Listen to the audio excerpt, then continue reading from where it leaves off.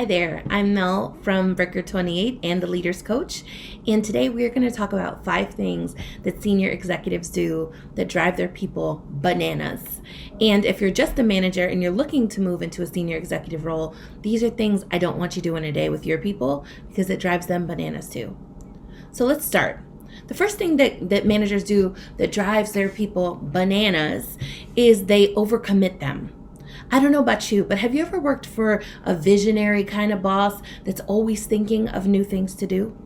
And so this manager, rather than helping you prioritize, decide what's important, be realistic about workload, is piling on and on and on.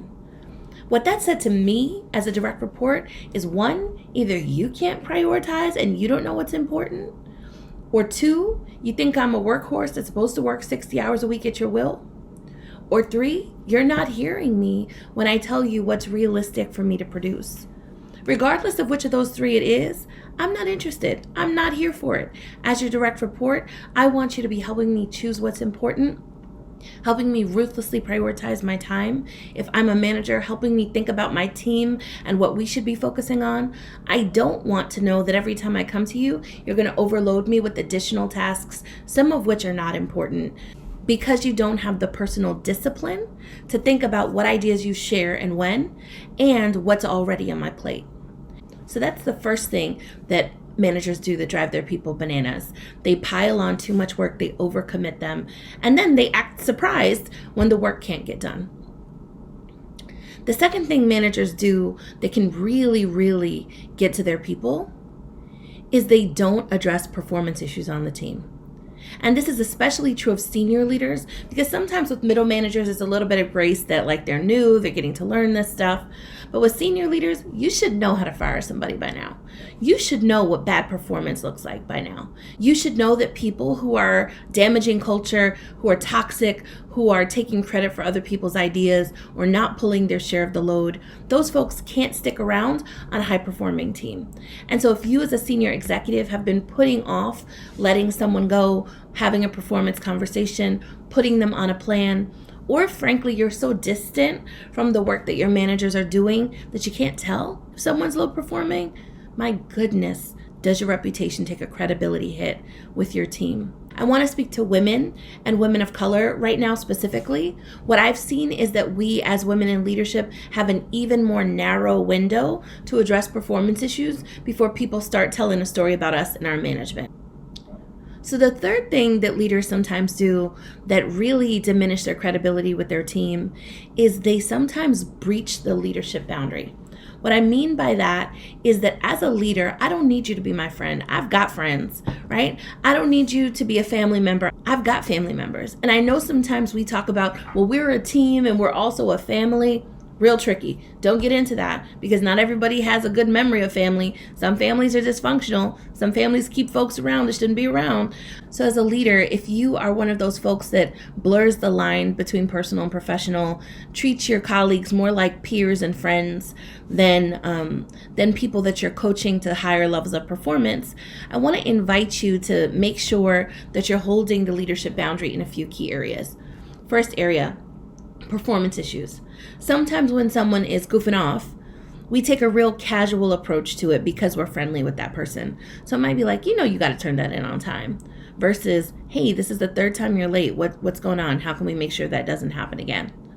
And that shift between the little nudge, come on, and the more tactical, no, I really do need you to do this, makes a world of difference in improving people's performance. So that's the first area. The second area is when it comes to what you disclose that's private.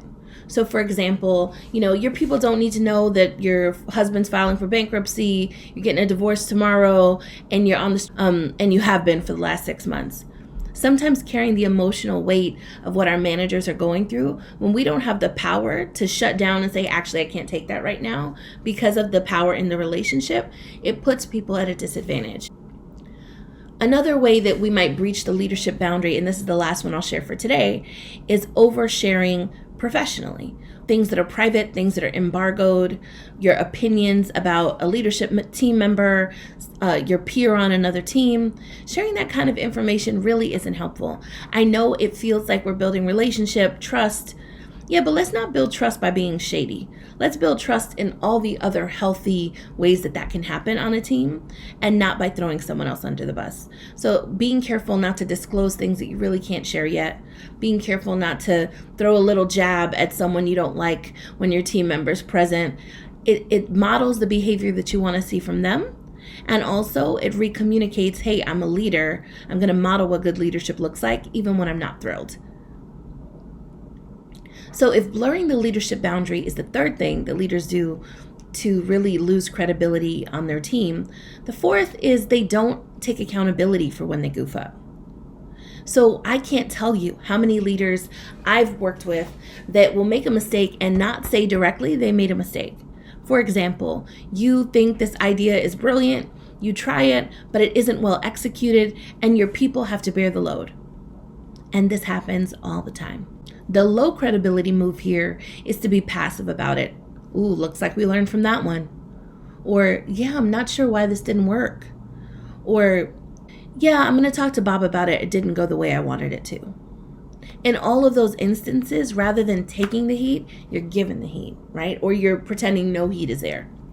What would happen instead if you said, you know what, my team came to me and said this would be a problem. I knew it was important, so I pushed through anyway, but I probably should have listened to them. That's powerful. That's credible. That's a leader I can follow.